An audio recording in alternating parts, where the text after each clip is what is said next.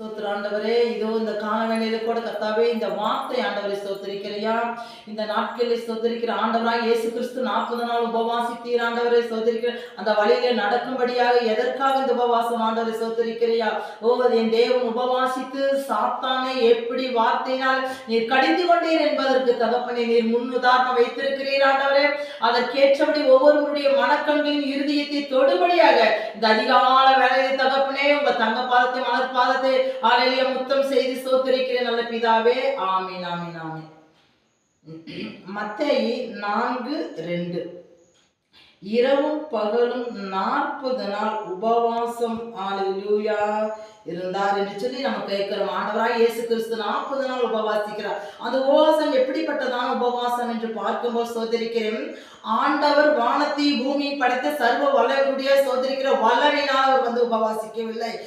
மாறாய் மனுஷருடைய ரூபமாய் சோதரிக்கிற அந்த விண்ணுலகத்திலிருந்து இந்த மனுலகத்துக்கு வந்து சோதரிக்கிற மனுஷ சாயலாய் அவதாரம் எடுத்து மனு உருவமாய் வந்து சோதரிக்கிற அவர் வந்து இந்த பூமியிலே உபவாசிக்கிறார். இந்த உபவாசம் எப்படிப்பட்டதான உபவாசம் என்று பார்க்கும்போது அவர் உபவாசித்த தொடங்கின உடனே சோதரிக்கிறேன் ஆண்டவருக்கும் பிசாசானுக்கும் ஒரு போராட்டம் வந்தது சோதரம். அந்த உபவாசத்தை நிமித்தம் பிசாசை ஆண்டவராய் இயேசு கிறிஸ்து அவனை எளிதிலே அவர் வென்றார் என்று சொல்லி வேதத்தில் எழுதப்பட்டு இருக்கிறது. அதே போல யோனாவை பார்க்கும் பொழுது சோதரிக்கிறேன் நினிவே ஜனங்கள் உபவாசம் பண்ணி ஜெபம் பண்ணினார்கள். ஓ எதற்காக உபவாசம் பண்ணி ஜெபம் பண்ணினார்கள் என்று சொன்னால் அதற்கு ஒரு யோனா தேவையாய் இருந்தது. இடது கைக்கும் வலது கைக்கும் வித்தியாசம் தெரியாத இந்த ஜனங்கள் குறித்து ஆண்டவராய் இயேசு கிறிஸ்து ஒரு நோக்கத்தை வைத்ததினால சோதரம் அந்த நாட்களே அவர்கள் புசியாமல் குடியாமல் சோதரம் மிருக ஜீவன் வரையில் அவர்கள் உபவாசித்து ஜெபித்தது நிமித்தம் நினிவே பாதுகாக்கப்பட்டது. நினிவே பட்டணம் அழிவிலிருந்து கர்த்தர் விடுதலை கொடுத்தார் என்று வேதத்தில் எழுதப்பட்டு இருக்கிறது. அதே போல எஸ்தரில் எழுதப்பட்டு இருக்கிறது சோதரிக்கிறேன் அவள் உபவாசித்து ஜெபித்தாள் என்று சொல்லி. எப்படிப்பட்ட உபவாசம் என்று எஸ்தரை பார்க்கும் பொழுது திருமணமாகி அவர் கணவனுடைய முகத்தை காணவில்லை சோதரிக்கிறேன். மாறா எந்த ஒரு சோதரிக்கு அவரிடத்திலிருந்து அவனுடைய குணநலம் எப்படி என்று அறியவில்லை. ஆனால் சோதரிக்க தகப்பன் கற்றுக் கொடுத்த அந்த வழியில இருந்து அவள் உபவாசிக்கிறாள் சோதரிக்கிறேன். தன் தாதிகளோடு கூட அல்லும் பகலும் உபவாசித்து ஜெபித்தது நிமித்தம் யூதகம் காக்கப்பட்டது சோதரிக்கிறேன். கர்த்தருடைய பிள்ளைகள் இந்த நாட்களிலும் கூட இந்த கடைசி நாட்களிலும் கூட நமக்கு ஆண்டவர் முன்மாதிரியாய் வைத்திருக்கிறார். நினிவே பட்டணம் முன்மாதிரியாய் இருக்குது, எஸ்தர் முன்மாதிரியாய் இருக்கிற காலகட்டத்தில் நம்மளுடைய உபவாசம் எப்படி இருக்கிறது சோதரிக்கிறேன். சீசர்கள் கேட்கிறார்கள் ஹalleluya நாங்கள் எப்பொழுது உபவாசிக்க வேண்டும்? மணவாளன் எடுத்துக்கொண்டதற்கு பிற்பாடு சோதரிக்கிறேன். ஓ சீசர்கள் உபவாசிப்பார்கள் என்று சொல்லி ஆண்டவராய் கர்த்தர் ஒரு இடத்துல பேசியிருக்கார் மத்தேயுல. அந்த வார்த்தையின் பிரகாரம் இந்த காலகட்டத்தில் நம்ம உபவாசித்து ஜெபிப்பது அவசியமாய் இருக்கிறது. ஆண்டவர் நம்மளை சோதரிக்கிறேன் மனு அவதாரத்திலே வந்துதான் சோதரிக்கிறேன் இந்த மனு குலத்துக்காக அவர் முன்மாதிரியாய் இரவும் பகலும் உபவாசித்து இருக்கிறார்.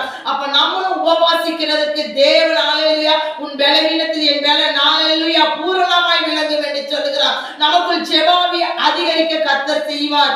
இன்றைக்கு சோதம் கொமாராவை போல பாவம் நிறைந்த இந்த உலகத்தில் சோதரம் இப்படிப்பட்ட உபவாச ஜெபம் சோதரிக்கிற கர்த்தருடைய பிள்ளைகளுக்கு அவசியமாய் இருக்கிறது.